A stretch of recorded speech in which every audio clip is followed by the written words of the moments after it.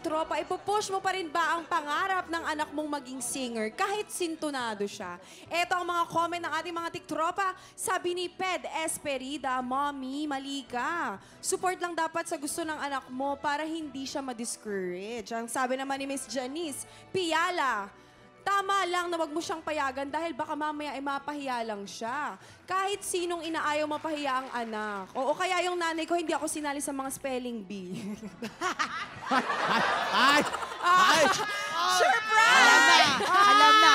Ang layo nun ah! Surprise! Iba blessings kayo mula sa TikTok Love! Tuloy-tuloy lang po ang pagka-comment mga tiktropa. Heto na nga!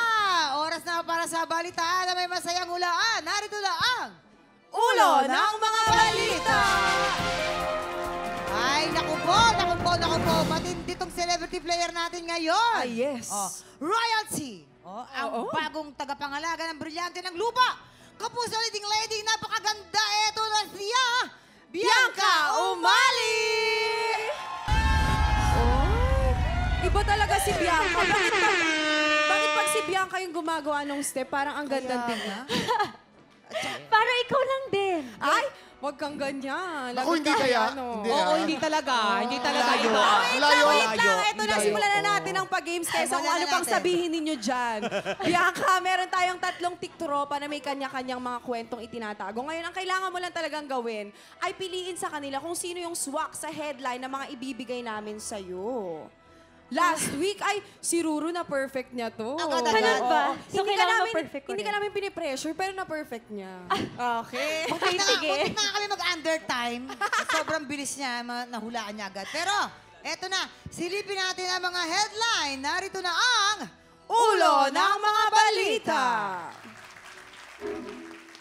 Headline number 1, nabaon sa utang, nawalan pa ng asawa. Ay, ang lungkot. Ay, ano ba yan? Hi. Sobra Headline naman number yun. 2, umibig sa hapon pero inahas ng kapwa Pinay. Ay, talaga. ikaw ata yun. Mahirap yan. Headline number 3, Lola, TikTokerist, may 1 million followers. 1 million? Headline number 4, nadamay sa bisyo ng jowa na kulong. Ay!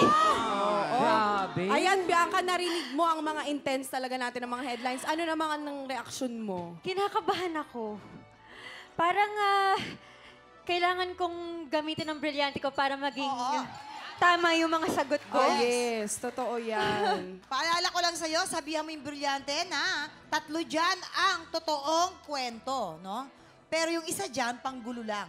Kumbaga, etos lang yun, okay? Kaya mga tiktropa, tignan natin, eto na ang kailangang i-match sa mga balitang yan. Papasukin na natin sila!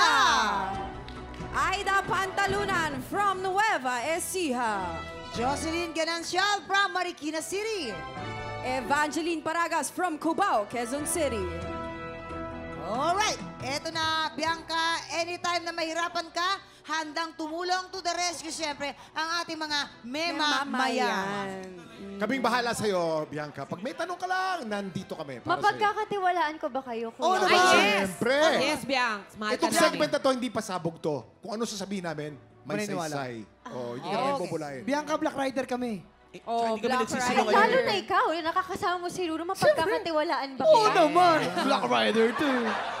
Okay, sige. Oh, ayan, narinig mo ang mga memamayan. For your first try, Bianca, manghuhula ka lamang base sa kanilang mga itsura. Okay. Kaya naman tignan mo silang mabuti, hulaan kung anong headline ang tumutukoy sa kanilang mga kwento. Ayan, tignan mo sila isa-isa.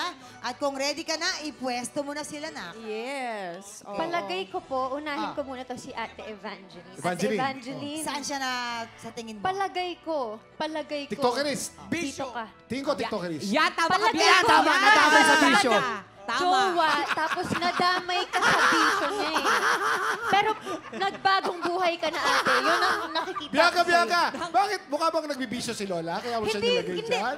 Nakikita ko lang po na mapagmahal siya at mabilis ma-influensya. Baka na-influensyahan Tsaka ang lang. ganda ni ate. Oo, tsaka rock and roll kasi yung Yes! Usong-uso yan nung panahon nila, kaya ganyan. Diba? Andan yung hair. Si Ate Jocelyn naman na taga Marikina, palagay ko, ikaw ang nabaon sa utang at nawalan ng asawa. Ah, Kasi kasi naka-denim jacket, ganun ba yun? Oo. Pag naka-denim. Tama. Nabaon sa Kasi utak. nandyan nakaibit yung mga pambayad niya. At si Ate Aida, dito po tayo. Palagay ko po kayo po yung umibig tapos may umagaw po na ahas sa taong iniibig. Ay, sige.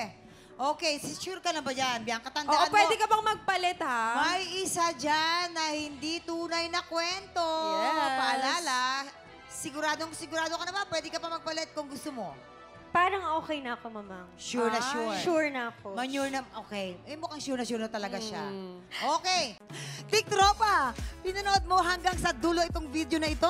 Abay, very good ka. For more happy time, watch more TikTok Lock videos on our official social media pages and subscribe to GMA Network official YouTube channel.